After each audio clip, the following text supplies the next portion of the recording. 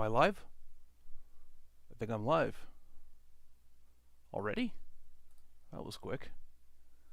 I'm not sure I wanted to actually go live, but let's see what happens.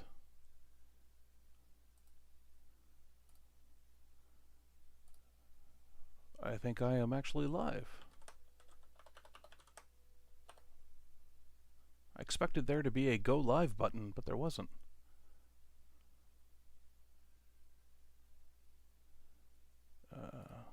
I think I am actually live. Interesting. Yep. All right. I'm already living. I'm living. I am already streaming. Let me tweet this. Sorry, this is not how I normally like to start live streams. I like to actually know what's going on. I'm starting a live stream on the Ham Radio Workbench. Ham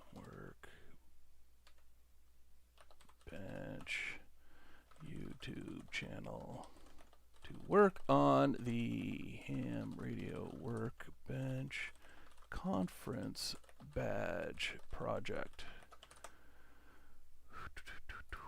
And it does not look like I have access to the Ham Radio Workbench Twitter feed, so I can't retweet that, but somebody may for me. Okay. Hi! Smitty Halibut here, as it says on my name right up there. I spoke a little bit on a previous live stream where we worked on the breadboard for the Ham Radio Workbench badge project that we've been talking about. And I got a little microcontroller over here. It's an ESP32 based microcontroller. It does Wi-Fi, Bluetooth, and LoRa. It's got a LoRa chipset built into it. And I've got this little e-ink display that I've never used before. So today we're going to be getting my development environment set up to work with this e-ink display.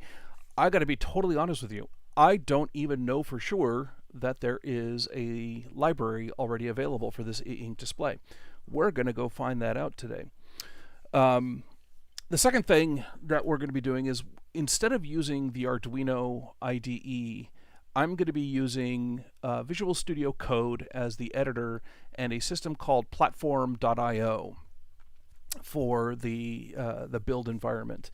PlatformIO is an add-on for Visual Studio Code that allows it and turns it into an embedded development environment. Visual Studio Code is just a text editor. It's a really fancy, really full-featured text editor. But it has all kinds of plugins and modules that you can add to it for doing development and other in certain environments. Like, it's great for Python. I used it at work for Python a bunch. And there you can write all kinds of modules for it that'll help you write your Python and debug your Python and build it, and, build packages and deploy them to environments. It does integration with Git and various other things. So Visual Studio Code is incredibly useful as an editor itself. And then when you add PlatformIO to it, it adds the functionality to Visual Studio for making it for developing embedded environment stuff. I'm using it for Secret Squirrel, which is a Teensy-based project. The Teensy 3.5 is the one that I'm using currently, although I may upgrade that to a 4.1 at some point. And so I've got my PlatformIO already set up for Teensy work, but I don't have it for ESP32. So I'm going to be adding ESP support to PlatformIO, and then I'm going to be creating a new PlatformIO workspace, a new project, and then I will be looking for and adding libraries to PlatformIO to hopefully support this little e-ink display that I've got right here. All of this is speculative. I'm assuming that all of this will work correctly. If not, then I may have to go back to the Arduino IDE, which works and is what most other people use for this sort of thing. But as an editor, it's pretty rubbish. I really don't like the Arduino IDE just for writing code. The Secret Squirrel is up at about 4,500 to 5,000 lines of code spread across 20 or 30 files at this point. And the Arduino IDE just doesn't deal well with that at all. Virtual Studio Code and Platform.io do a much better job for larger projects. Now, why are we using Platform for this particular project instead of Arduino? I assume Arduino is a more common denominator. I don't want to say a lower common denominator, even though I believe it is, but it's more common. More people know how to already have Arduino installed and already know how to use Arduino than Platform.io. And so if we want this thing to be hackable, why are we using a new system that other people would have to install and understand and learn about? And the main reason we decided to do that is because this project is more of a complete product, right? We're going to be shipping you some parts and assembling it together, and the microcontroller is already going to be programmed with the firmware for it. And it's not intended primarily as a general purpose. Here's a microcontroller, let's go hack it, and you can use it to solve whatever problems you want to solve, right? It's got a primary function built into it, and it's already programmed for that primary function. And so when you buy the kit, you don't need to do any programming for it to be useful for its primary function. It can still be programmed by Arduino, just not with my code, not with the Ham Radio Workbench code. So if you want to take this platform, the hardware that you buy from us, and use it to do something else, you can still use the Arduino IDE to do that. It will overwrite the code that it comes with, but you can use that to start fresh with your own project and do whatever you want. If you want to take this hardware, this badge hardware, and the code that we write, and then add to that code, that's the use case where you are going to have to install Visual Studio Code and Platform.io and learn how to use it. Good news is it's not that hard. It's more complex than Arduino because it's more general purpose. It can support a lot of different things, but it's not complicated. I got it up and running in less than a day. I'd never used Platform.io. I'd use Visual Studio Code, but I'd never used Platform.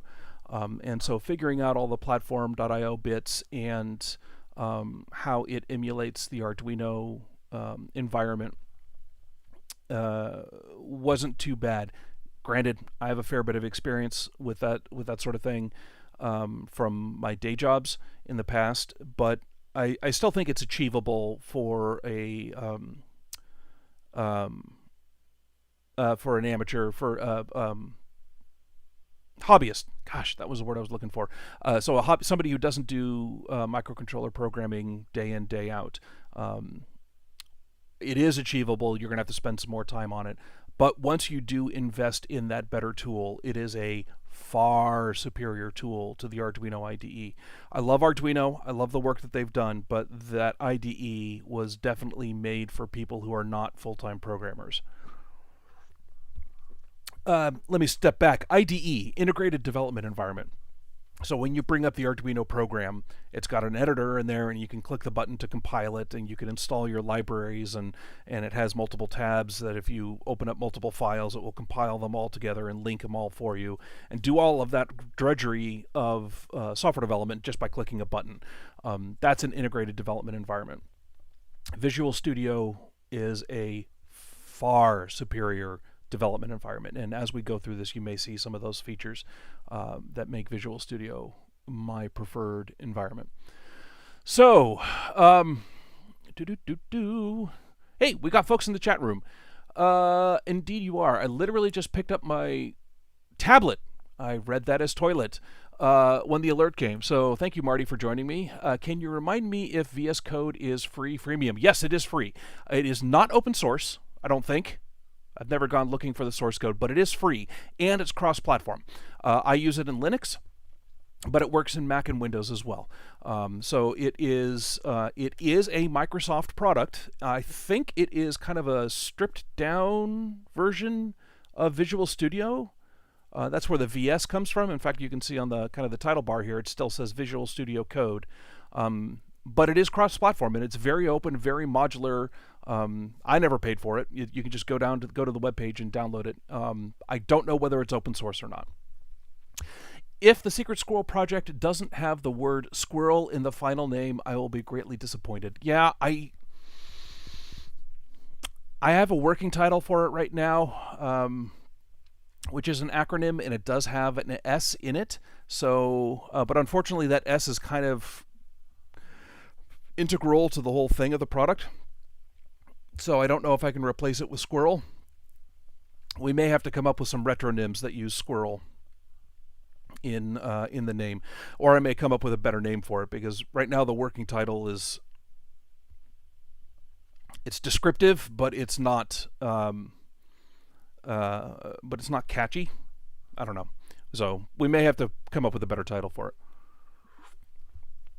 But all right, so let's get started. So this is just straight up Visual Studio, VS Code. I do have the Platform.io plugin already installed. So I click the home button, and that brings up the Platform.io homepage, and we are going to do a new project. So before we do that, though, apparently I've got some libraries that need updating. Which libraries need updating? Adafruit Bus.io, yeah, go ahead and update, and Arduino JSON, yep, go ahead and update those. Yeah. You're getting sneak peeks into Secret Squirrel. Boards, okay. So, okay, well, first let's actually back up. So Platform.io,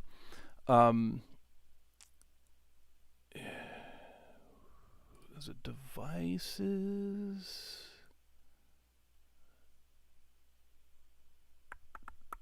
Nope. Okay, so those are physical devices. Okay, one of those is, so I think that's the one that is the microcontroller that I have right here connected to the e-ink display. Okay, so platforms. I mentioned that I was working on the Teensy. I'm going to leave that installed, but I think I need to install ESP. Seriously? Embedded platform. All right. I think that was probably looking. Yep. Okay. Those were just the installed ones. So Espressif 32 and Espressif 8266. I'm pretty sure this is a 32 because it's got Bluetooth in it. So we're going to go with the 32. And these are all the ones that it supports. It's a lot. I'm going to assume that ours are in here somewhere. What? Oh, crikey. I can't remember what this thing was called.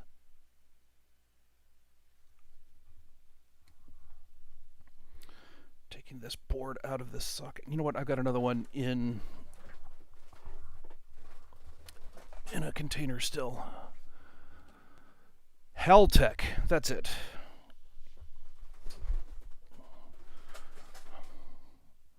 So that's the module that we're using. So let me do a search for HELTEK and hope it's in here somewhere. No results.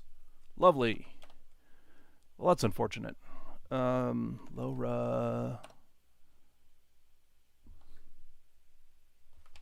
HELTEC. That's why I misspelled it. There we go. Okay, so Wi-Fi LoRa 32, I think, is the one that we've got. Oh, I think we're actually a V2.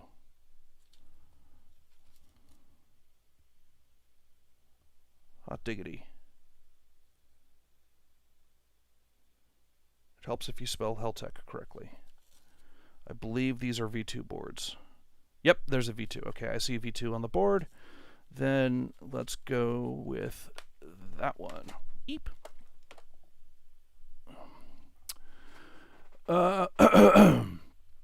So that's the board that we want to install. So we are going to install this entire platform. So we are installing the ESP32 platform, which includes support for all of these boards. Dum-de-dum-de-dum. One moment, please.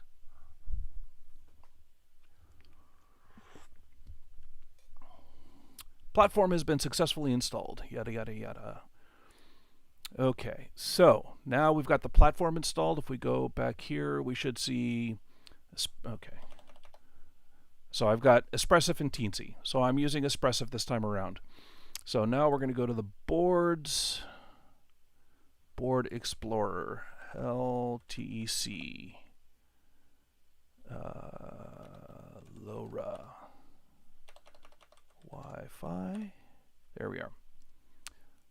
That's the one.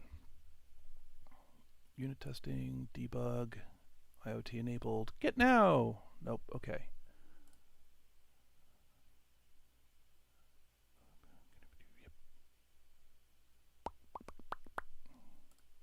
Okay, I don't know what that's for, but we'll find out. So, projects. I want to create a new project. Project name, Ham Radio Workbench, Conference Badge, version 1. Select a board, 1054 boards available. LTEC, Wi-Fi, LoRa 32. That's the one. Framework, Arduino. Okay. I'm going to stick to the Arduino framework. So frameworks here, in theory, you should be able to take this code and possibly rename a few files and put them in different directories and then build it on Arduino. So it still uses a lot of the Arduino infrastructure, things like the wire library, the the SPI library, the serial libraries, the prints, and stuff like that. Since I am going to be making heavy use of Arduino code, Arduino libraries and whatnot, I do want to stick to the Arduino framework. You can build these things on bare metal and write all of your own libraries and whatnot, or I guess the Espressif has its own IoT development framework. I'm not going to be doing that. I am going to be sticking with the Arduino framework, even though I am not using the Arduino IDE. All right, I am not going to use the default location. I am instead going to go into my home directory, ignore all this, source, and I'm going to create a new directory. Ham Radio Workbench, Conference Badge V1. Okay, and we're just going to use that directory and finish. It's building a bunch of stuff. This is the first time we're initializing this particular framework, or not framework, platform, the Espressif stuff, so it's having to set a bunch of stuff up. Okay, so, lots of stuff.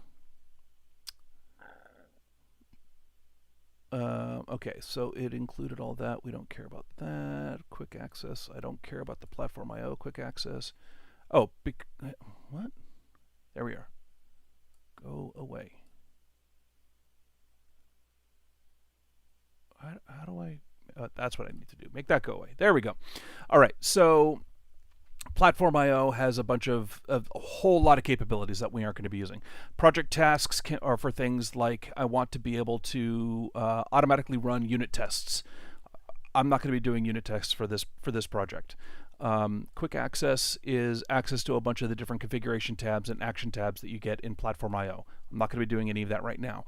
This expando thingy here is where your project is. These are all the files on the file system. So normally in an Arduino project, you would have just the project name.ino, and that would be where all your code goes, and that's the entirety of the project, is everything is in that ino file. Project.io has a lot more than that. So Platform.io has a lot more than that. Platform.io.ini is the configuration file for your platform. You'll notice, or for your project, you'll notice that we've defined that we're using the Espressif platform, where this is the board we're using, and the framework is Arduino. So normally when you download a new thing in Arduino, it says, all right, now go select this board from the board managers, go select this, these libraries, and you have to set up all of that configuration by hand, and that's not part of the ino file. So you have to go in and point and click and set up your Arduino IDE for all of that. With Platform.io, it's part of the code. So when you go to GitHub, which is where I plan on posting this, and check out your project, assuming you have Platform.io installed, it will go out and grab all of this stuff automatically for you. And it is a definite part of the project, and it automatically configures it. When you open up this project, it knows exactly how to configure it all. And you can put other things in here as well. Git.ignore tells revision control which files and directories to ignore. So the .pio is where a bunch of temporary files go. That's for PlatformIO. VS Code is configurations for Visual Studio. That's for telling Visual Studio how to do a bunch of things. And then these 4 directories are your project. Can you guys read the text reasonably well? Because I tried to make it 1-to-1 pixel for what gets uploaded to YouTube, but I don't know how well this works. In any case, we got 4 directories here. An include, where if you've got header files you want to share between projects, you put those. A lib directory, where if you are linking to other libraries elsewhere on your file system, you link to them here. Source, which is where all of your source code goes. And instead of, Platform doesn't support .ini files like Arduino does. It supports .c and .cpp files for C files and C++ files. And so what you would normally think of as your project name .ino actually goes into main CPP, right? So you'll notice include arduino.h, you'll notice a setup and a loop, right? So this looks very much like an Arduino ino file. And if all you want to do is put all your code in a single file, you stick it in main CPP, just like you do in an Arduino project, and it goes. But if you want to have hierarchical code and with directories and put all your modules in different files and everything, then it is so much easier to do in Platform.io. For starters, it supports subdirectories, which Arduino IDE does not. It has all of the files listed vertically instead of horizontally in tabs. So when you have enough files that you have more tabs than horizontal space on the Arduino IDE, you have to scroll back and forth to find the file you're working on. It's a pain in the butt. And then the 4th directory here is test. Again, we're not going to be doing any unit tests, but if you wanted to write unit tests for your code, which is code that runs and pokes at your actual code and says, here's a function, I'm going to provide it these inputs and make sure it provides these outputs. And so it's a way of making sure that your code works to the degree that you wrote your test cases. It can run those automatically every time you build the project. The test directory is where that goes. So that's what these 4 directories are used for. We primarily will be using source. That's where all the code we write goes. And then the lib directory, if we need to link into another library that Platform doesn't know about automatically, then this is where it goes. And I make that caveat because I can go into Platform.io. Where is it? Is it extensions? No. Anyway, it's in here somewhere. Maybe I have to bring up the Platform home again. And I can go to libraries, and I can look for the different libraries just like you can in Arduino. You can search for a library, and you can say, I want to install that library, and click, and it goes. So you can do that in Platform.io as well. Those libraries don't show up here. Those libraries show up in a system-level library directory. This is only for libraries that are not searchable in the Arduino IDE. For example, in Secret Squirrel, I took a third-party library. In some cases, I had to fix some bugs. In other cases, I had to add some features. And so I branched that library in GitHub, made all of my changes, and now Platform.io is using my version that I check out from GitHub. And so I link to it here in the lib directory. I've also submitted a pull request to the upstream library and say, hey, I've made some changes to your code. If you want to incorporate these in the main library, click this button. My changes will get applied to the main library. And then the next time they release that, now my changes will be integrated into that library. At which point I could stop using it in lib and just go back to linking to it from Platform.io. Okay, so in a nutshell, that is platform.io. And so we're going to be doing a lot of work here in main.cpp. But I said that I know nothing about this this e-ink display. I said iInk, didn't I? Oh my gosh. All of this live stream is set up to say iInk. Really? Where did I put that? Nope, it's not in the YouTube stream. It is over here. No, I did that correct. I don't know what the heck I'm talking about. Never mind me. So I need to do some Google searching to see if there's a library for this thing. I'm going to turn this upside down. MH-ET Live. 2.9 inch e-ink paper module. E-paper module. So let's go 2.9 inch e-paper module Arduino. By Waveshare? Is that who this is?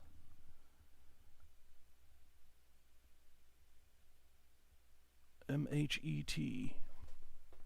So there, okay. Waveshare. I know this is not being shared right now. My apologies. That does look like it.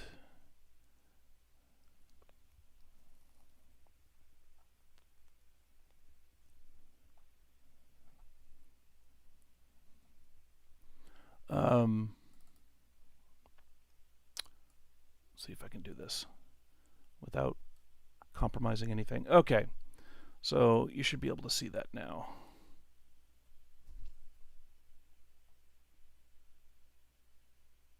That does kind of look like it a little bit. I've got some other stuff around it, but that looks pretty similar. Okay, so the question is there a Arduino library for it?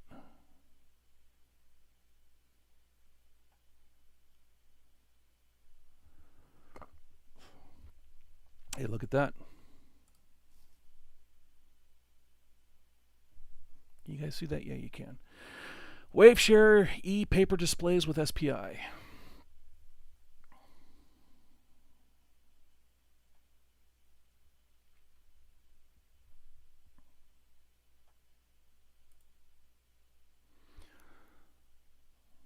Supported by the GXEPD.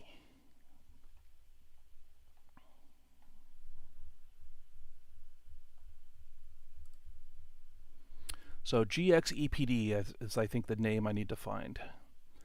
A simple e-paper display library with common base classes and separate I/O classes for Arduino. For SPI e-paper displays from Dalan Good Company or Display. For SPI e-paper boards from Waveshare, that's us. Okay.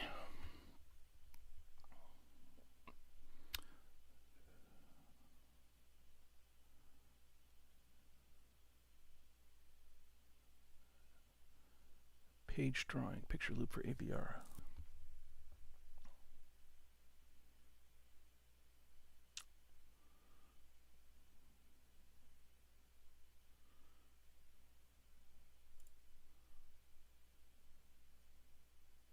Oh, good. It's using Adafruit GFX.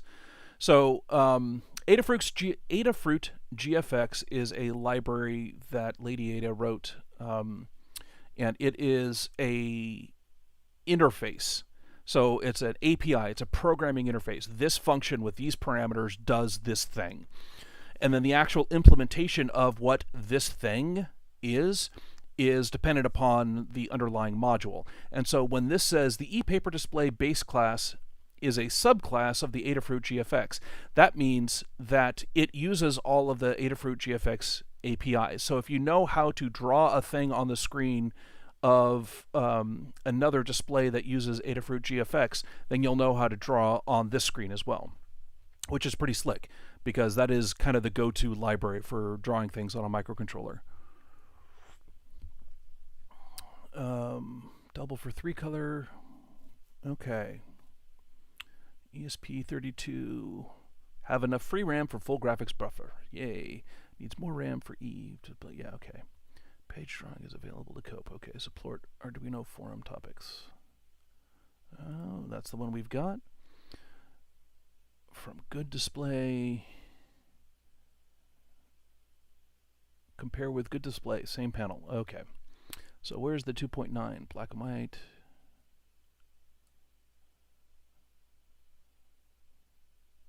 So I think we have the black, white, red, because these are 3-color displays.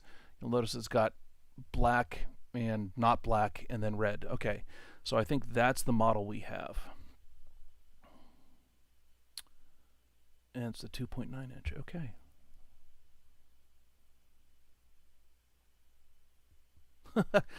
I can only support e-paper panels I have. Also read as, if you want support, buy me a panel. Okay. And then we're going back into old versions, which is not... Oh. Added support for 2.9 black white. Actually, wave share. Okay. And then that's the revision history. Okay, so that's the library we want. GXEPD. Okay, where do I grab? What? Oh, for Pete's sake. No. There we go.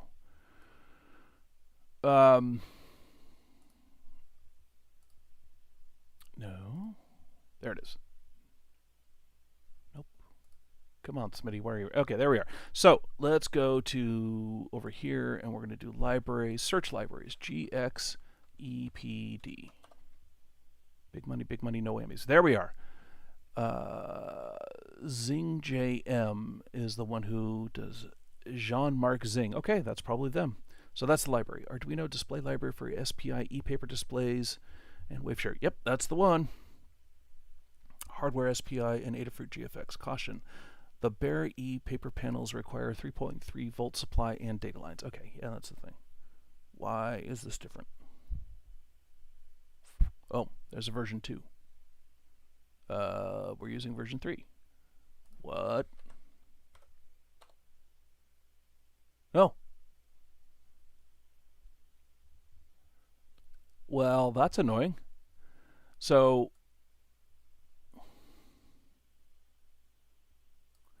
the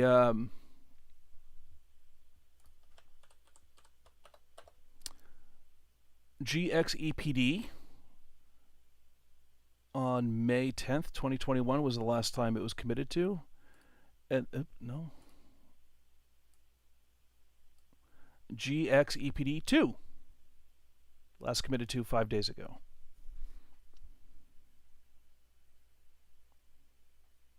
What's the difference?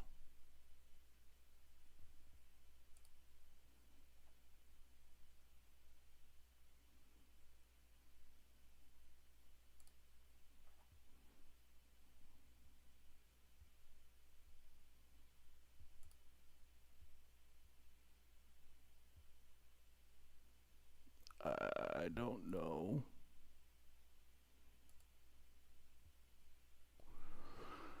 Oy.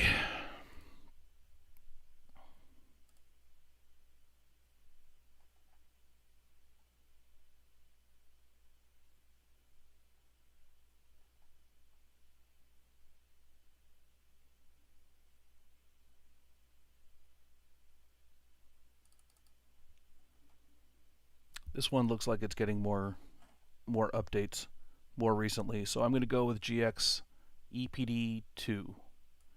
Sure wish they would describe what the distinction is.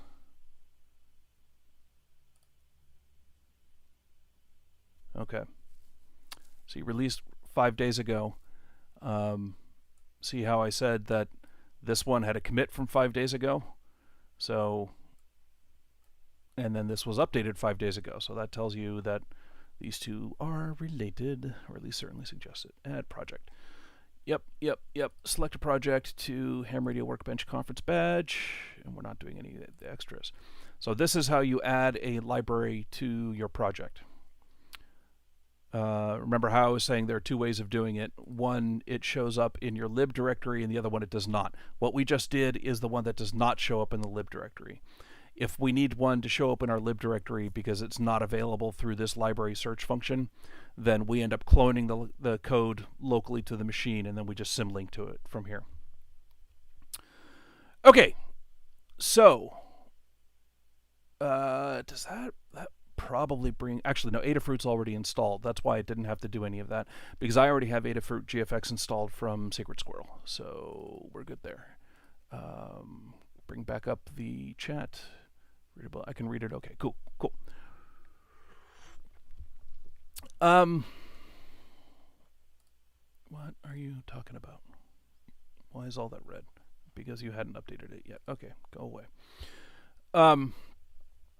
Now, what I do want to do is look at the examples.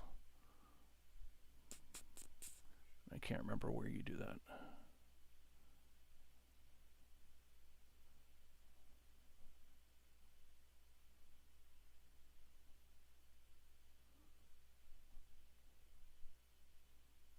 Okay, I'll bring the code back down here, or the browser down here. You don't need to see that. Okay, so let's close this tab. I'm going to close that tab.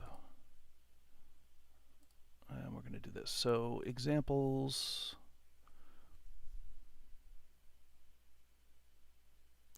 Start with Hello World.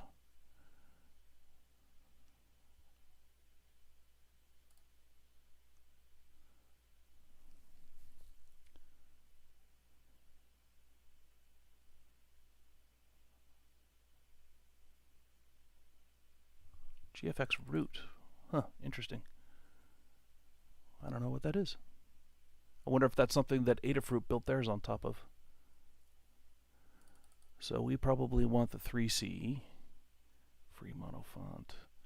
Select the display class and display driver class in the following file.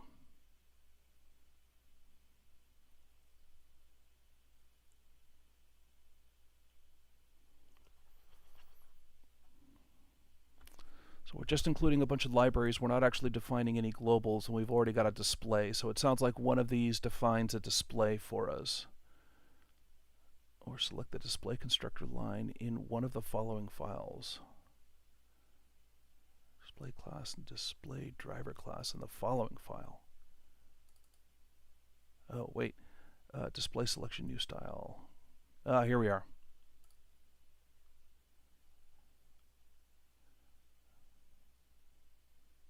So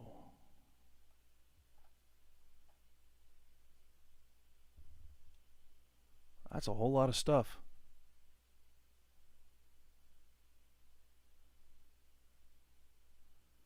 They expect that to be in our project? You've got to be kidding.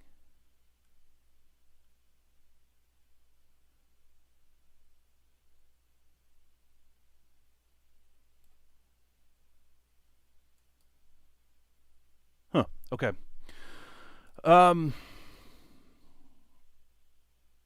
Picture loop.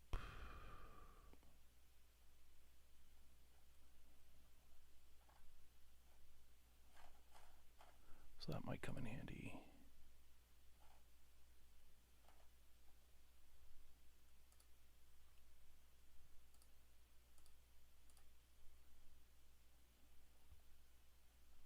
That's the same thing I was just looking at. Oh wait, what? That is something else. Okay, so that's not the same project.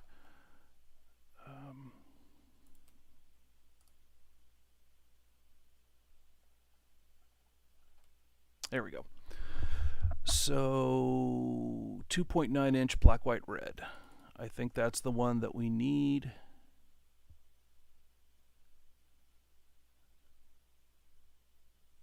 There are two labeled as that. Oh, 1.0 and a 1.3. How do I tell which one I have?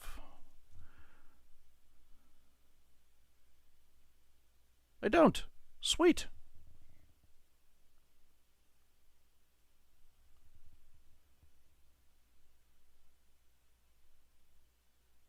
All right, well, we've narrowed it down to 2, so that's not going to be hard. I also haven't wired this thing up at all.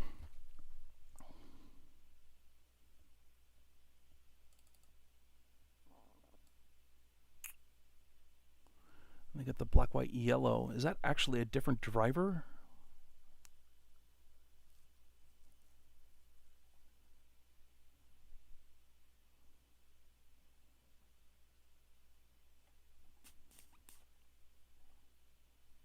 Okay. Yeah, this thing did come in 3 different color schemes: black, white, and red, black, white, and yellow, and black, white, and black. So seeing 2 reds is a little bit surprising, but a 2.9-inch black and white, and then black, white, and red, and black, white, and yellow, that further suggests that we've got the right one. I'm just surprised it's a different driver chip for the red and the yellow, as opposed to it being the same driver but different hardware. All right, so what am I looking for? We'll do that. Nope, just kidding. Oh, and I'm gonna, yep, just blew away that buffer.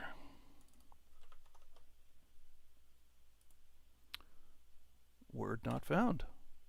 Sweet. But the 10 has. I will bet you that the 10 and the 13, wait, what?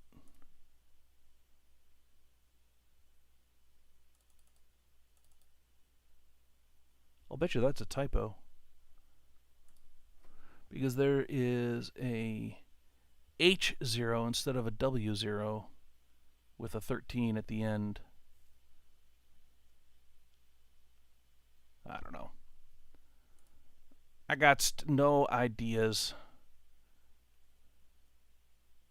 So let's go with this one because it shows up in the list. So that's the driver class that we need.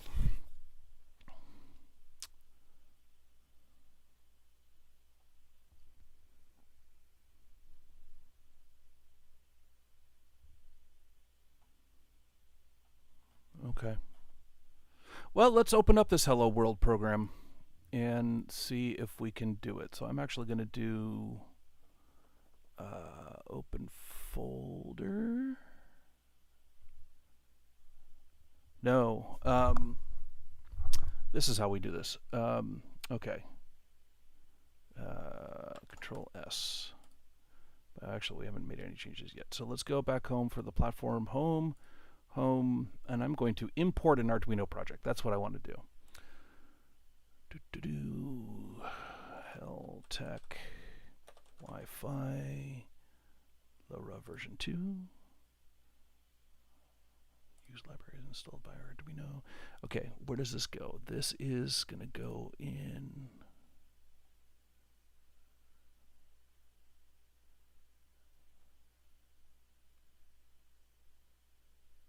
show hidden files, because I believe this is in a .platformio directory.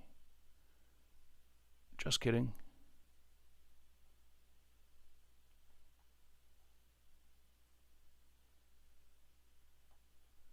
Oh, there it is. Yep, told you.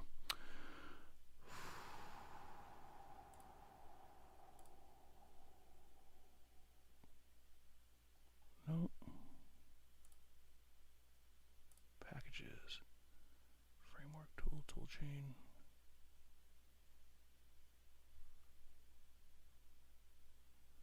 Where the heck are the libraries?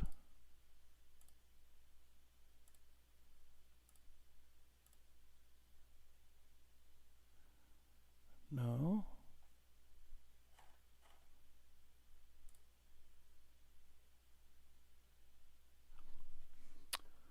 Gotta open up a shell.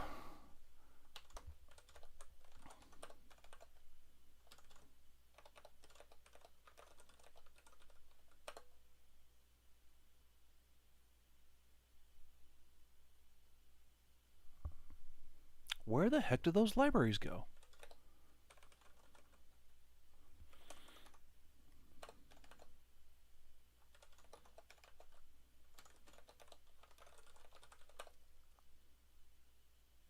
Oh.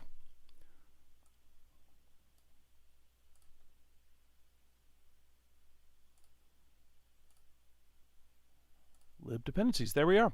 Okay, remember how I said the .pio directory in your project was, it shows up in gitignore. It says don't check anything in that directory in.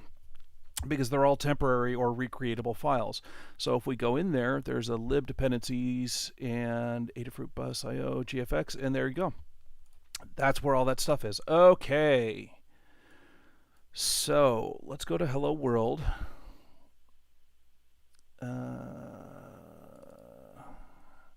And it's going to pop up a warning saying you can't use INO files. You have to use C++, but we are not there yet. So let's go to the new selection. You'll notice that it does a lot better syntax highlighting. That's one of the things that VS Code does much better than Arduino. Okay, what was it again? Driver class 290C. 290C. So that's the one. Okay. So let's uncomment that one. 3-color e-papers. Yep. Save that. Come over here. Does that make you happier? It does. You'll also notice that it went red and underlined display. So it's constantly, continuously compiling your code and looking for not just syntax errors, but semantic errors. And that is something that Arduino IDE never did. Hello again, really enjoying this stream. Check PIO and left section of VS Code. Yes, thank you, Scott. I got there too late, later than you did. If I were actually reading the chat stream, I would have gotten that. And I see George has joined us too. Hello, George. So it actually does semantic checking, and will say, like, this display hasn't been defined anywhere, right? Arduino doesn't tell you that the display hadn't been defined anywhere. Let me go back and comment this out again, and come back over here, and it's like, oh my gosh, where is display defined? And it starts looking for that. Syntactically, this is correct. There's nothing wrong with this. But semantically, you need to know that display is an object here, and that object has never been defined anywhere. It goes through all of these pound includes and says that doesn't show up anywhere. That's something that VS Code does that Arduino does not. So I'll redo that, and just defining that is enough for all of the pre-compiler stuff to happen and for display to get defined. So we should be able to, if I do build, which is Control-Shift-S. No, I lied. That is, look at the serial monitor. That's not what I'm trying to do. Control-Shift-B. I'm sorry, Control-Alt-B. We'll do a build. There's also a build. You can also click the checkbox down here, but I've gotten into the habit of doing the thing. SPI, fatal error, no such file or directory. Well, that's a bummer.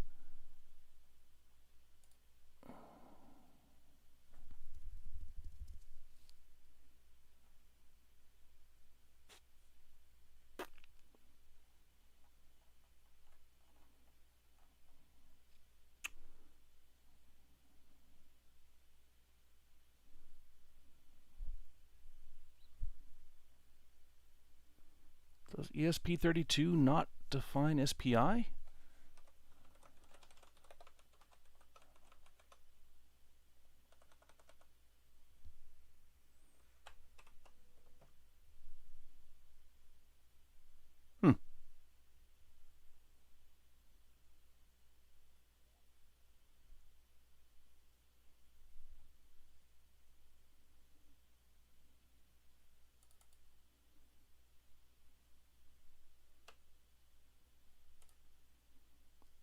That's another thing. So when a file shows up in error messages, you hold down Control, and now you can click on those files, and it will open them up in another tab.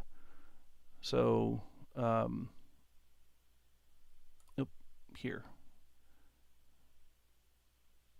So I want to take my SPI out, but this is where, so like here's an error message. Oh my God, a thing didn't work here. Hit Control, it becomes a clickable link. And you click that link and it opened up that file to that line, right? This is the kind of thing that a real proper integrated development environment does for you that Arduino just does not. So why are you saying SPI.h? Oh,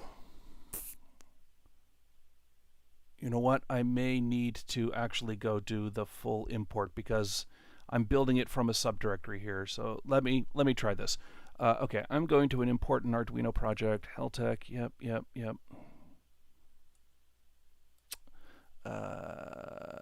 So now we found out where it is. Let's go into source.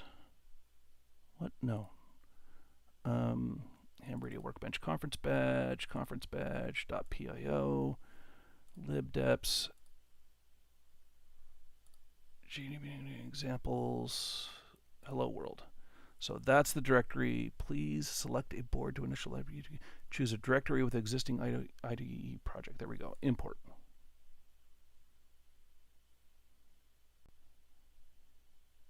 So what I've just done is I've created a whole new workspace, and I started that workspace from that directory. And you'll notice that it imported all of my source code files from that examples directory. So if I go here and the new method, okay, so it's still modified. Now let's try building. Let's see if that makes it any better. Nope, same problem. Shoot. Oh, different problem.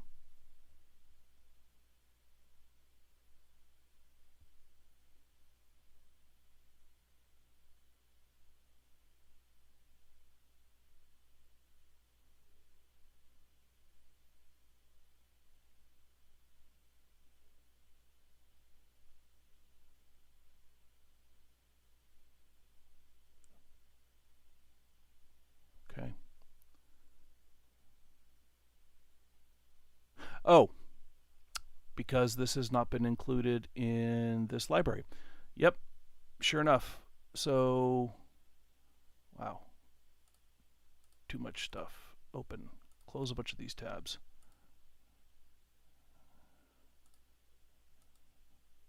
Okay, so remember when we installed that GX library, we had to tell it which projects to add it to.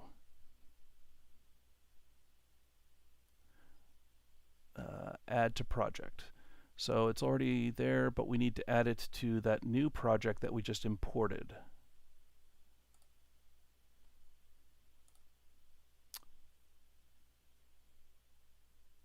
Okay, much better. So not that one, come down here. So that one. Okay, Control B.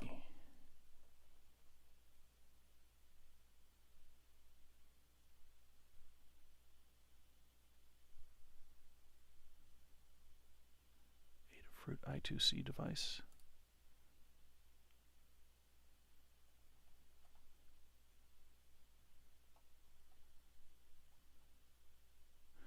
The other neat thing it does is that the scroll bar over here has these little highlights for where bugs are. So this is erroring out. PW, because, okay. I want to comment that one out because we're using 3C. All right, let me pay attention to if there's anything else over here. So I should probably not be using those either. We want to use the new style. Okay.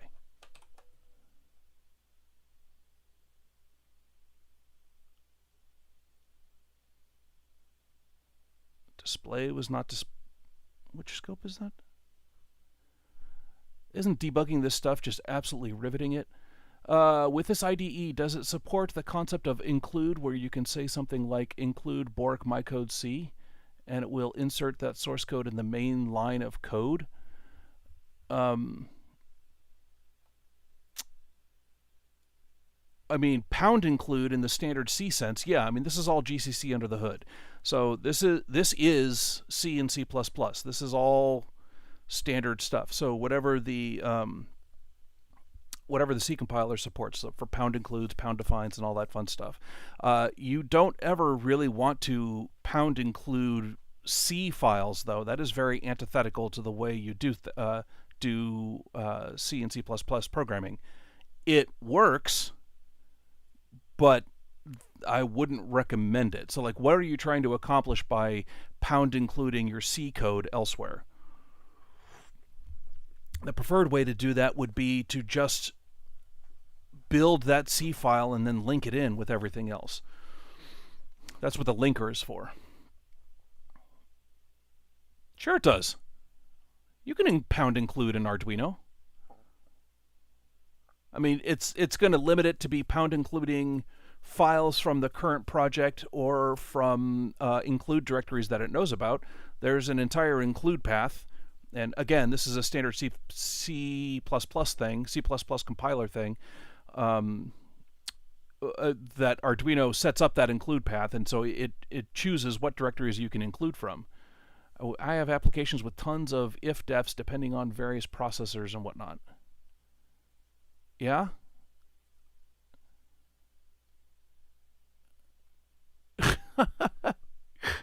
$73 Dave. AI6OU. Sorry for making you feel like an appliance operator. Keep in mind that I've been doing this for decades. Like, a lot of this has been as my day job. Not so much the embedded development, but using development environments and mostly Python in my previous job. I've done a lot of Perl before that, and now I'm doing a lot of C++ for embedded projects. Ooh, snazzy.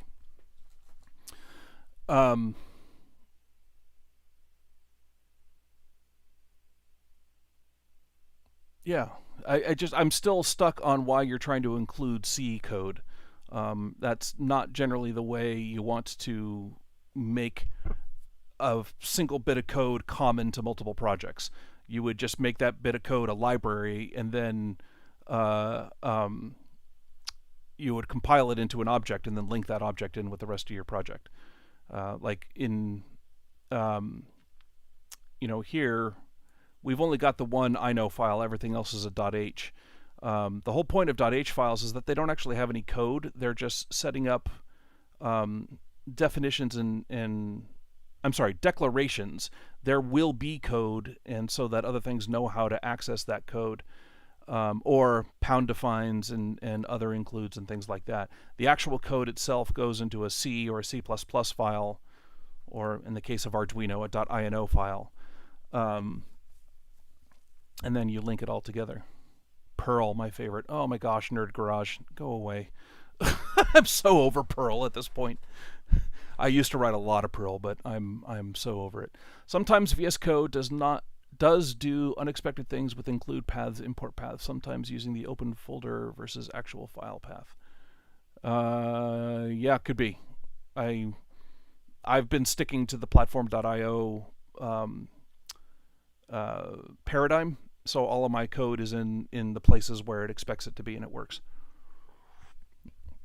If I want to make a piece of code shared between multiple projects, I'll turn it into a library and then link that library in the lib directory over here. All right, so I got to figure out why it's saying display is not defined in this scope. What scope is that? So, what directory is that? Bucket, documents, PlatformIO, projects, source. Yeah, that. How is that not what I just opened up there?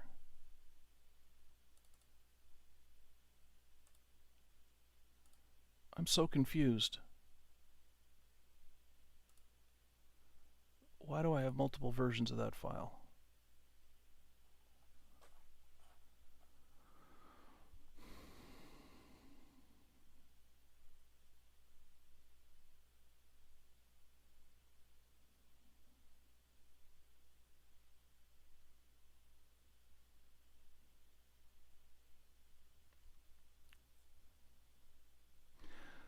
Black and white used with 3-color driver class. Okay.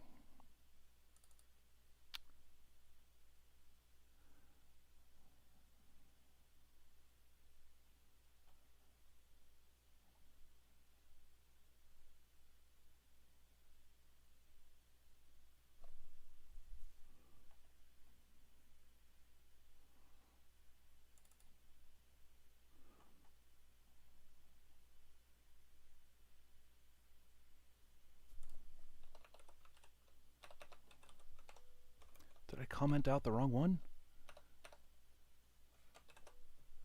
Or was that default and I just didn't notice it?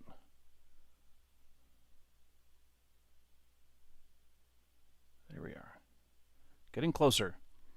Adafruit I2C device, no such file or directory.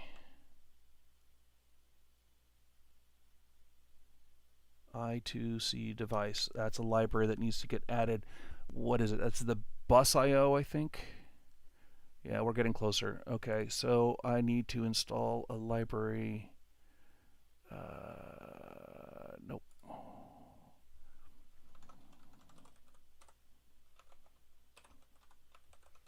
I think that's the one. GFX.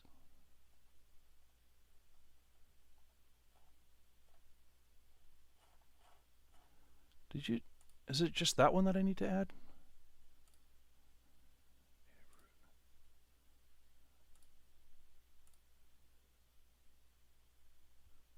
I thought it would bring that along automatically as a dependency, but apparently not. Figure it out.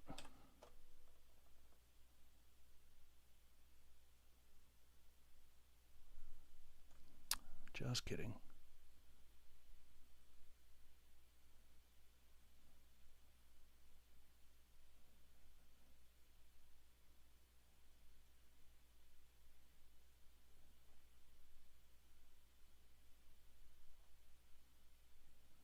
Again? Were you not finished building yet?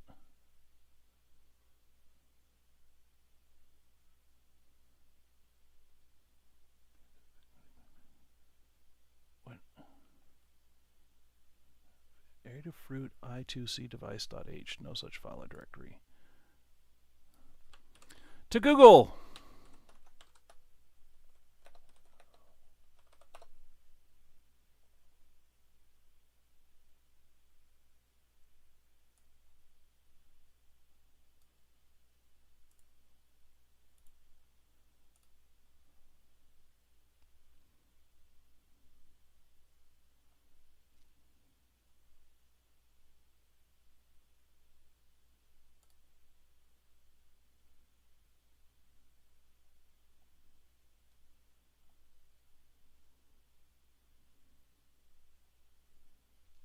Yeah, BusIO. That's what I just searched for, and I couldn't find it. Okay.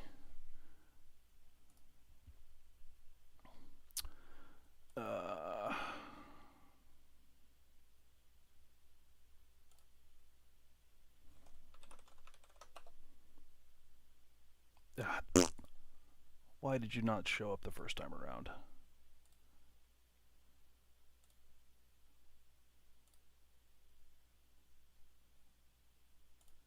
Okay. Let's try this again. All the libraries. So close. Wire, no such file or directory. BS!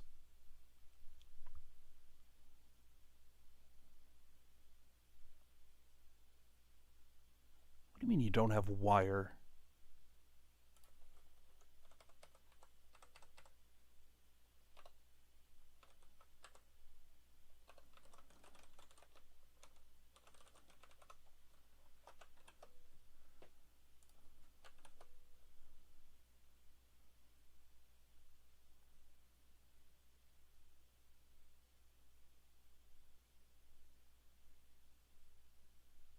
Oh, it's building.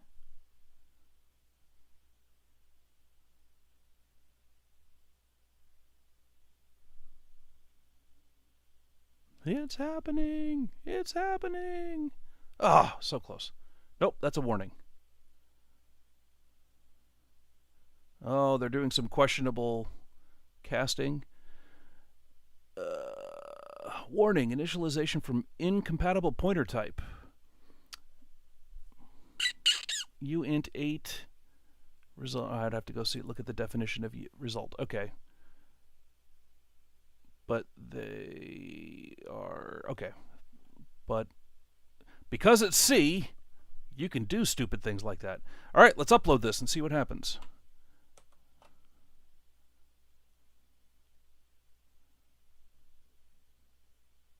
Now, of course, I don't actually have the thing wired up yet. Oh.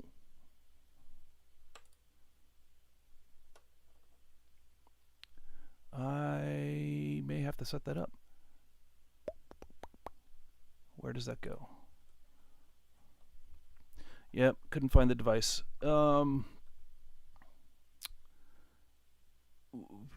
Yeah, where do I find that?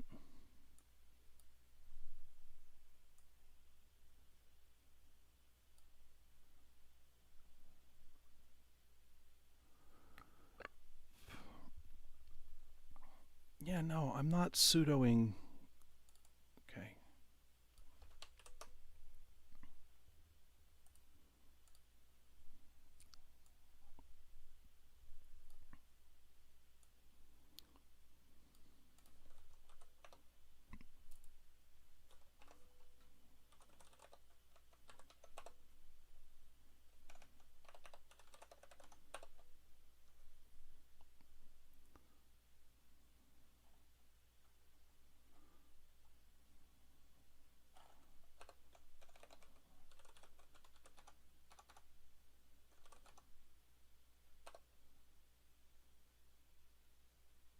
I've already got a rule in there for teensy.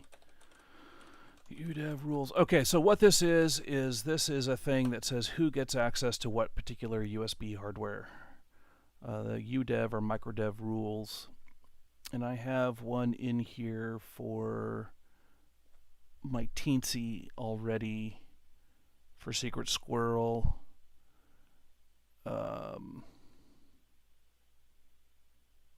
But I noticed that this included some access for teensy, and I wanted to make sure it wasn't going to break anything. Teensy boards.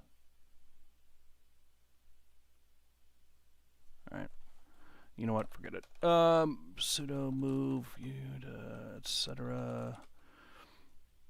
UDEV rules.d. There's a command to get it to reload UDEV rules, and I can never remember what that is.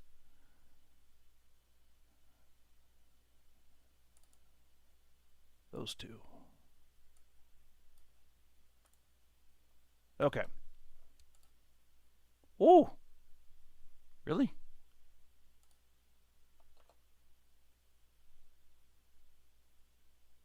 As my USB loses its mind. I think my stream just lost its mind too. Yeah. My audio and video are completely out of sync now, aren't they? It looks like it. Okay. How do I do this?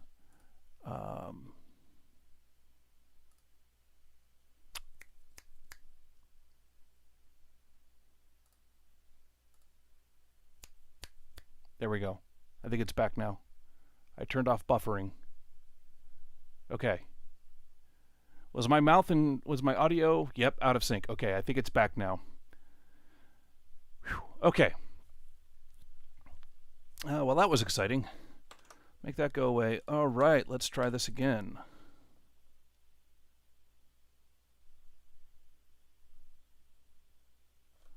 Builds. Let's upload.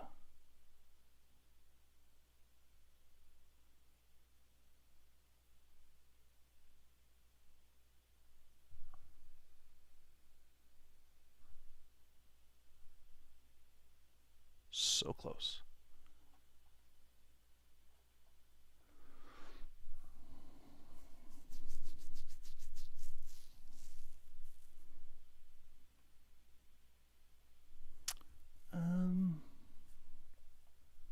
Hang on for a second. Let me do this. It's going to remove one of my two serial ports.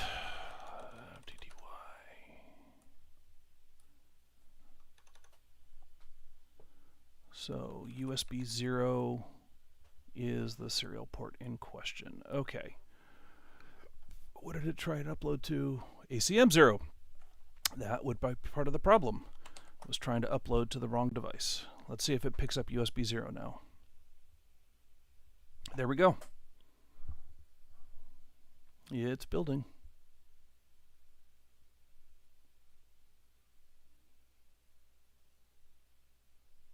or uploading, I should say. Maybe.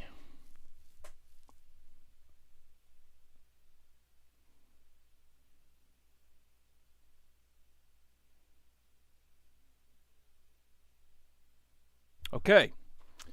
It uploaded that code, but like I said, I don't have the pins going to the e-ink, so let's try that.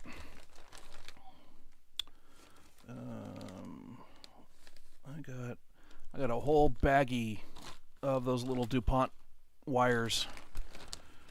So let's grab some of these of appropriate colors,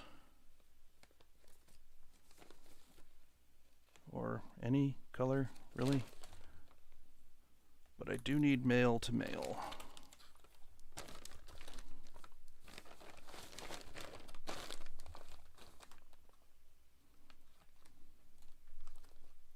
Yep. And I don't have a yellow one yet. Okay. Let's see if this is enough. I've got a red that, oh, those are not labeled. Lovely. So I need a, wait a minute. Is this camera also? Oh, shoot. Okay, my other camera also needs to lose its buffering.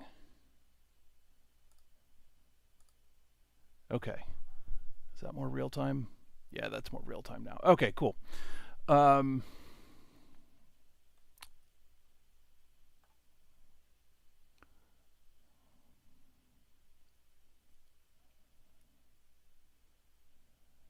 Practically eclectic rubbish lister. Yeah, so there's a discussion going on in the chat room about the pros and cons of Perl. Perl does not encourage good code, but you can still write good code, clean code, readable code in Perl. And I do believe strongly that that is the job of the coder, right? Like if you're writing ugly Perl, that's, I don't want to say it's your fault, not Perl's fault, but because Perl certainly doesn't encourage it. But yeah, you can. You absolutely can write good, clean Perl code. Like people complain about Python. It's like, oh, whitespace is so critical. If you're not properly indenting your C code or your Perl code, I don't want to read it, right? You should be properly indenting your code anyway. And so if you're not, then I don't want to do that. And if you are, then Python's really not that big of a deal. So yeah, I'm good code is good code no matter what the language is, in my personal opinion. All right, so I need to know a pinout of these Heltec modules.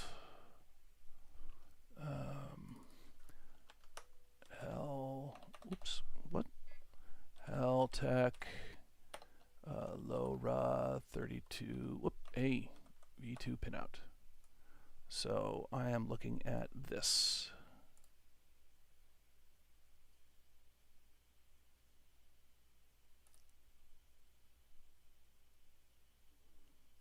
Embiggen it, please.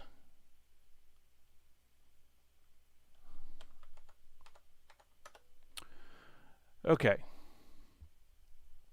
Wow.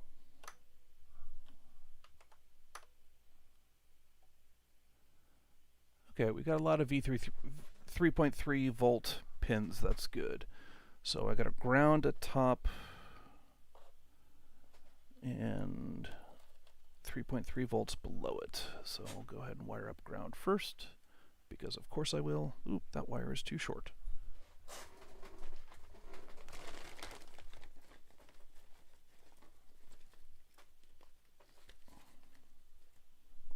Let go. Spit it out, you bastard. There we go.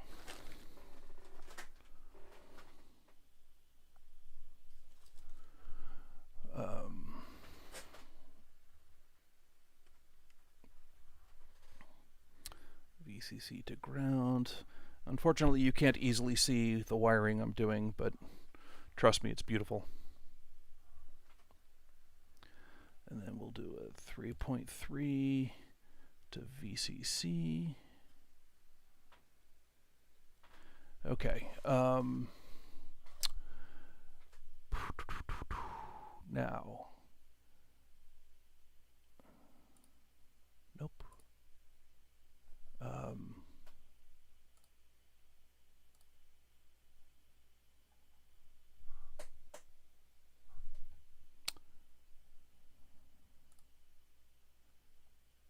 Okay. I can look at it here.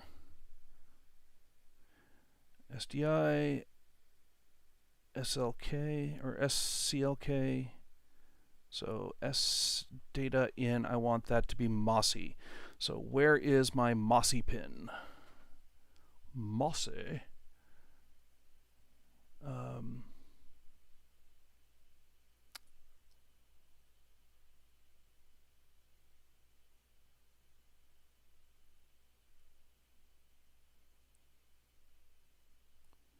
What? Oh, shoot. LoRa is already using the SPI.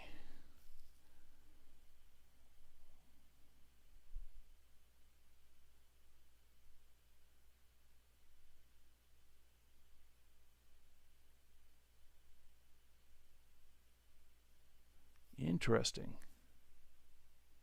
So LoRa is a DIO0, DIO1, and DIO2.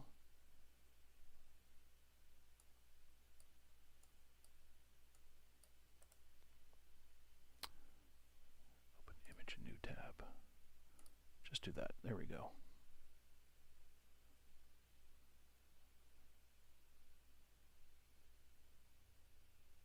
Pins with the arrow are used by onboard OLED or LoRa. They must not be used for other purposes unless you know what you are doing. True. Okay. LoRa Miso, LoRa Mossy. So we can be using chip select pins to make this work. I don't.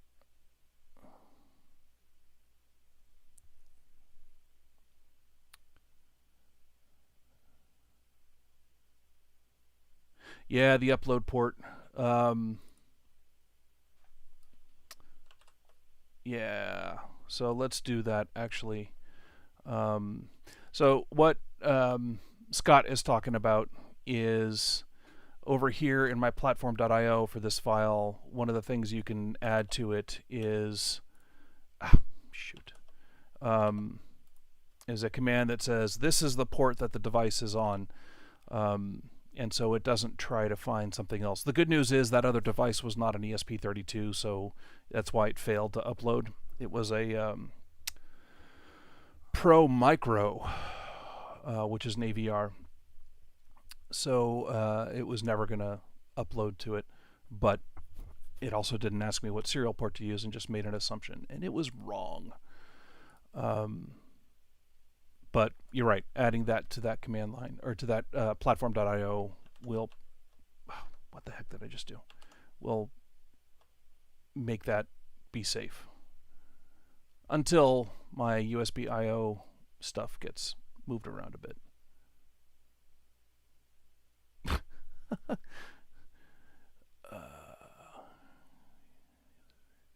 Very ghoulish code in Perl. Yeah, it really is.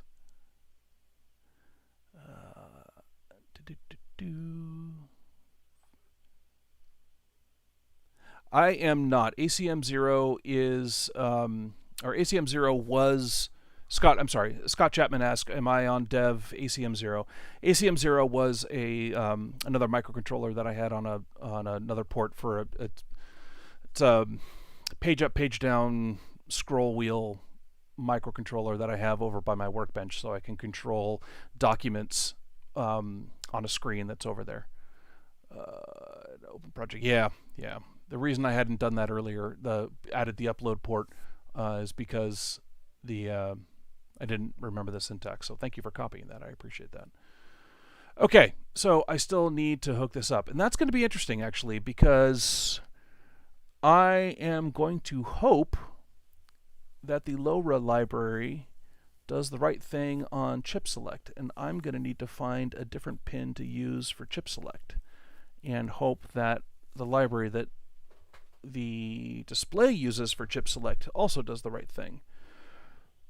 So this may be annoying. Okay, so if I've got data in on the display SDI, then I want that to be master out. So MOSI. Okay, so that goes into that pin there, and MOSI is 1, 2, 3, 4, 5 up from the bottom. Pin 27. No, well, GPIO 27 anyway. 1, 2, 3, 4, 5. Okay, so 5 up from that bottom. 1, 2, 3, 4, 5. Okay, there's the MOSI. It doesn't need MISO because it's going to be one direction. What are the other pins that this thing needs? Clock. Clock is going to come from the other side. SPI. Well, that's interesting. I hope that's a typo. LoRa chip select is on the SPI clock pin, whereas the LoRa clock is on the chip select pin. I really hope that's a typo, and that they put those on the correct pins. Now, of course, the question is, which one is correct? Shoot. Well, I'm going to assume that the SPI is the correct one.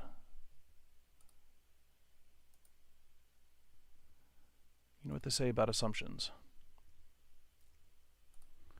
Makes an ass out of you and umption.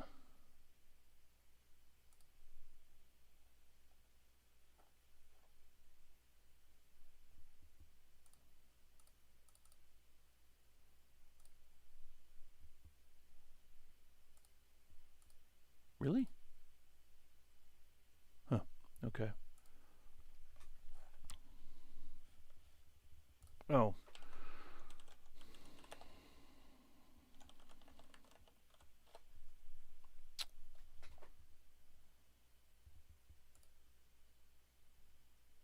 Are they all going to be the same one with the same typo? That looks different.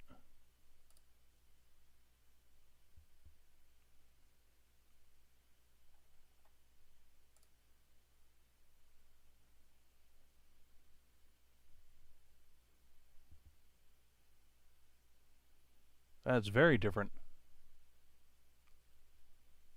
Oh. No, it's just the underside of the board. And it's got the same crossing. Wow, that is really disturbing. Okay. All right. From the bottom. 1, 2, 3, 4, 5, 6, 7.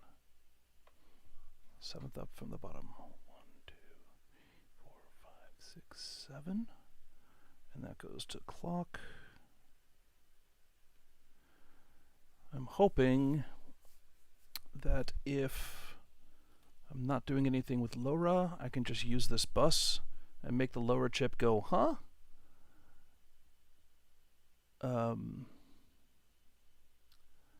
Chip select. What is the default chip select for this?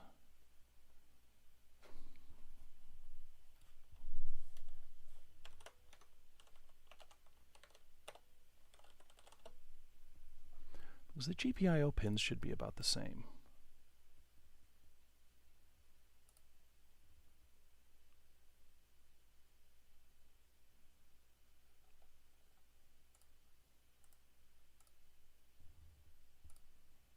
Really? You can't go any bigger than that? Ugh. Okay. GPIO 18 is SPI Q. What the hell is Q? SPI clock is on 17.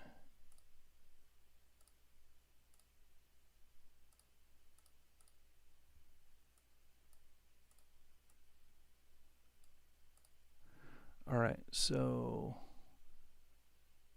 what? This is totally different. That does not. Oh, those are pin numbers. No, so SPI clock is on GPIO 14. So if I go SPI clock is not on GPIO 14. There is no GPIO 14. There it is. Reset pin. What's GPIO 5?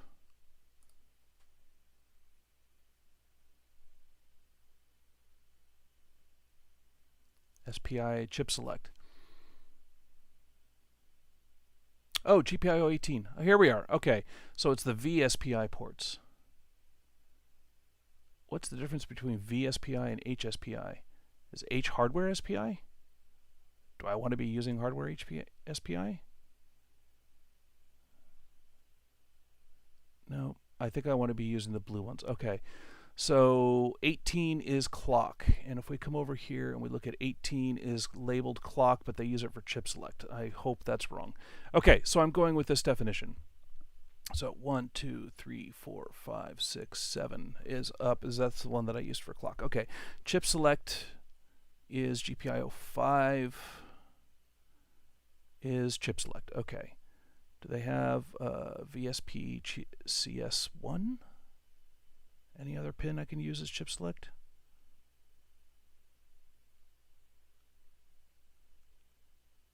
Let's go with GPIO 2. Because that's what it claims Arduino is using it as. Okay, GPIO 2. Maybe.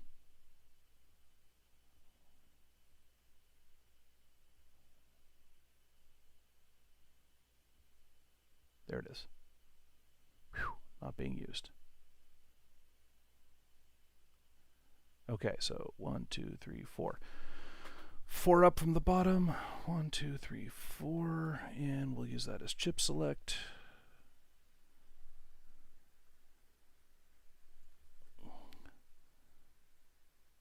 D/C. I think I can just do 3-pin and ignore the D/C. Okay. All right.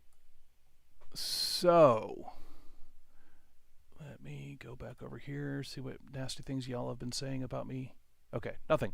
Sweet. Let's see if that does anything. So I just hit reset on the microcontroller. Nope. Okay.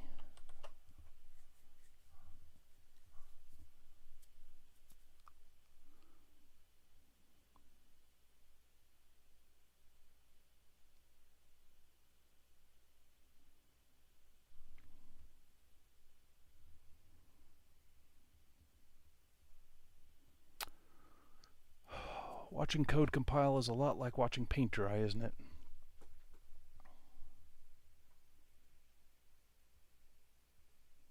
Is my video getting choppy?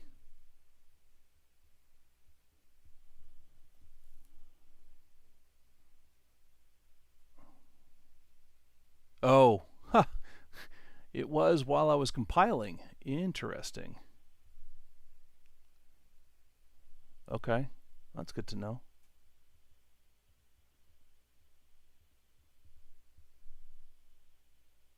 Timeout waiting for packet header. Well, that's a bummer. Let me try that again.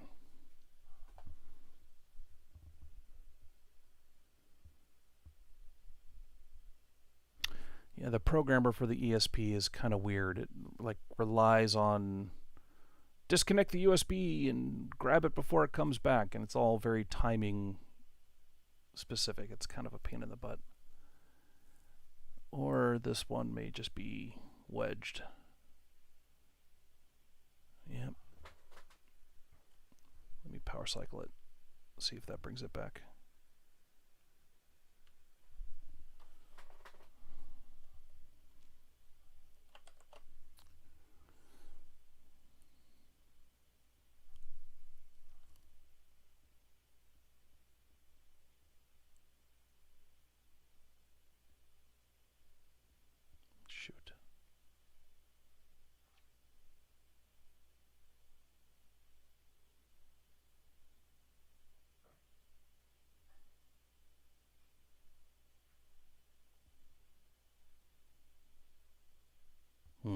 Okay. Well, I am already long past the point that I was intending to be streaming today. I was hoping to get at least a hello world up on the screen, but that didn't work out. I do need to get moving. I've got other things I need to do today, not the least of which is eating lunch. So unfortunately, I'm going to have to leave this at a non-functioning state. But I'll come back and keep working on this at some point. I don't know whether it'll be today or not, but if nothing else, this was kind of a little platform.io tutorial. Hopefully hopefully some of you found that interesting. But yeah, I'm going to wrap up. Thank you all for joining me. Yeah, I'm Smitty Halibut, SMITTY HALIBUT, like it says right up there. Follow me on Twitter. Follow the Ham Radio Workbench on Twitter as well at Ham Workbench. Get us on Facebook. Look for Ham Radio Workbench. We're on DMR on Talk Group 31075 and on Allstar at node 55915. And I think we're working on getting those bridged. They were working, then I made some changes, and now it's not working. I may spend some time later today trying to figure that out, but yeah, that's where we're at. So anyway, thanks for joining me today, and hopefully you learned something. Let me know if you have any questions or follow-ups or anything, and we'll be doing another live stream before too long. Thank you all so much for joining us, 73, and I'll talk to you later. Be good humans. And I'm going to click the stop streaming button, but I want to see myself say be good humans first.